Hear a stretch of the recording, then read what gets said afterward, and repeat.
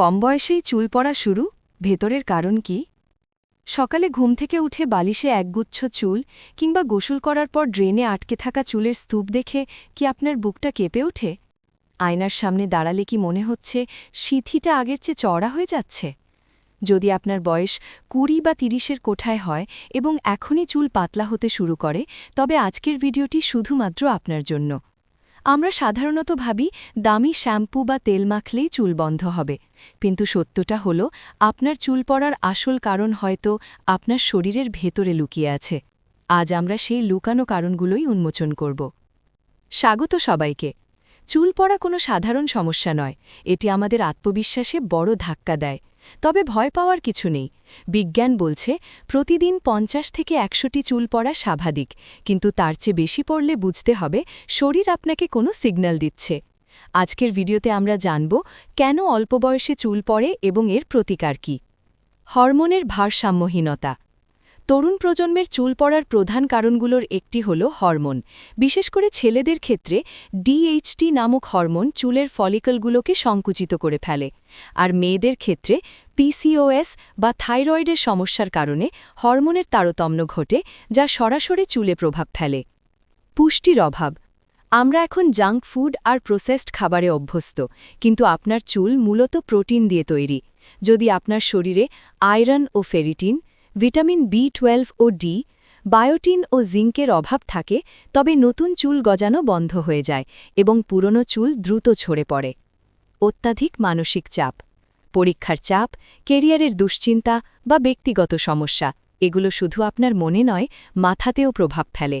Stress বাড়লে শরীরে cortisol hormone বেড়ে যায়, যা চুলকে রেস্টিং ফেজে পাঠিয়ে দেয়। একে চিকিৎসা বিজ্ঞানে বলা হয় টেলোজেন এফ্লুভিয়াম। ভুল জীবনযাত্রা এবং ঘুম। আপনি কি রাত জেগে ফোন স্ক্রল করেন? পর্যাপ্ত ঘুম না হলে শরীরের কোষগুলো পুনর্গঠিত হতে পারে না। এছাড়া ধূমপান এবং অতিরিক্ত ক্যাফেইন মাথার ত্বকে রক্ত সঞ্চালন কমিয়ে দেয়, ফলে চুলের গোড়া দুর্বল হয়ে যায়। পানি ও পরিবেশ দূষণ। অনেক সময় আমরা খেয়াল করি না যে আয়রনযুক্ত শক্ত পানি দিয়ে চুল ধোয়ার ফলে চুলে খনিজ জমা হয়, যা চুলকে রুক্ষ করে ভেঙে ফেলে। অনেকেই ভাবেন প্রতিদিন শ্যাম্পু করলে চুল পড়ে। এটা ভুল, বরং মাথার ত্বক পরিষ্কার না রাখলে খুশকি হয়, যা চুল পড়ার অন্যতম কারণ। আবার অনেকে ভাবেন দামি তেল মাখলেই নতুন চুল গজাবে। মনে রাখবেন, তেল শুধু চুলের কন্ডিশনিং করে, চুলের গোড়ায় পুষ্টি পৌঁছানোর কাজটা আসে আপনার রক্ত সঞ্চালন ও খাবার থেকে। কারণ তো জানলাম, এবার সমাধান কি? ১. Routine checkup. যদি চুল পড়ার হার অস্বাভাবিক হয়, তবে অবশ্যই একজন চর্মরোগ বিশেষজ্ঞ বা ডার্মাটোলজিস্ট দেখান। একটি ব্লাড টেস্ট করলেই আসল কারণ ধরা পড়বে। ২. প্রোটিন সমৃদ্ধ খাবার। ডায়েটে ডিম, ডাল, বাদাম এবং পালং শাক রাখুন। ৩. SCALP massage. প্রতিদিন অন্তত ৫ মিনিট আঙুলের ডগা দিয়ে মাথার ত্বক ম্যাসাজ করুন, এতে রক্ত সঞ্চালন বাড়বে।